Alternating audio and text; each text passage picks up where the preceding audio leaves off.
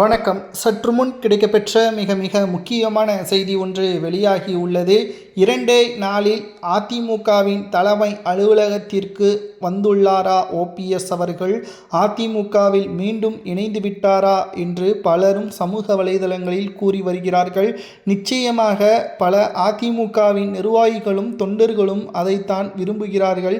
எடப்பாடி செய்த மிகப்பெரிய தவறின் காரணமாக ஓபிஎஸ் என்ற மிகப்பெரிய தலைவர் தற்பொழுது திமுகவில் இணைந்துவிட்டார். தற்பொழுது திமுக தொகுதிகளது எண்ணிக்கை அதிகமாகிவிட்டது.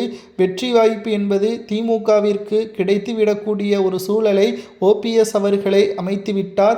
எடப்பாடி பழனிசாமி அவர்கள் அவரது சுயநலத்திற்காக அதிமுகவை தோல்வியை நோக்கி தோல்வியின் பாதைக்கு கொண்டு சென்று விட்டார். இனி வரக்கூடிய ஒவ்வொரு நாளும் அதிமுக தமிழக மக்களிடம் எந்த மூஞ்சை வைத்துக்கொண்டு பிரச்சாரத்தை சந்திக்கும்? குறிப்பாக தென் மாவட்டங்களில் முக்குளத்தூர் சமுதாய வாக்குகளை இழக்கக்கூடிய நிலைமைக்கு எடப்பாடி தள்ளிவிட்டார். திமுக மிகப்பெரிய வெற்றியை பெறும், அதிமுக இரட்டை இலை சின்னம் முடக்கப்படும் என்ற தகவலையும் தற்பொழுது பரவலாக சமூக வலைதளங்களில் தென் மாவட்ட தொண்டர்களும் அதிமுகவின் நிர்வாகிகளும் பேசி வருகிறார்கள்.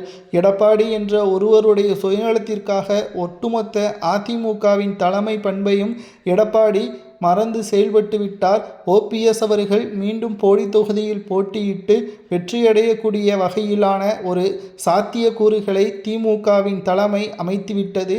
ஓபிஎஸ் அவர்கள் திமுகவில் இணைந்ததற்கு பிறகு அவர் பெரிய தலைவராக ஒன்றும் மாற முடியாது. அவருக்கான அங்கீகாரமும் அங்கு பெரிதளவில் கிடைக்காது. ஆனால் அது திமுகவிற்கு சாதகமாக மாறிவிட்டதல்லவா? கடந்த முறை போடி, ஒரத்தநாடு போன்ற தொகுதிகளில் திமுக தோல்வியடைந்தது. ஆனால் இப்பொழுது திமுகவில் இணைந்த அதிமுகவின் எம்எல்ஏக்கள் அனைவரும் தற்பொழுது அதே தொகுதியில் போட்டியிட்டால் திமுகவின் ஓட்டுக்களும் அதிமுகவின் ஓட்டுக்களும் திமுகவிற்கு வந்துவிடும். இதனால் நிச்சயம் மிகப்பெரிய வெற்றியை திமுக பெறும். அதிமுகவில் ஓபிஎஸ் அவர்கள் இனியும் வர முடியாது. அதிமுகவின் தலைமை அலுவலகத்திற்கு ஓபிஎஸ் அவர்கள் இனி வருவதற்கு வாய்ப்பே கிடையாது.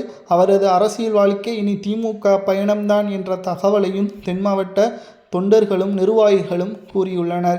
எடப்பாடி இருக்கும் வரைக்கும் அதிமுக வெற்றியடைவது சந்தேகம்தான். அவரை கட்சியிலிருந்தும் பதவியிலிருந்தும் நீக்க வேண்டும் என்று பலரும் கூறி வருகிறார்கள். பொறுத்திருந்து பார்க்கலாம்.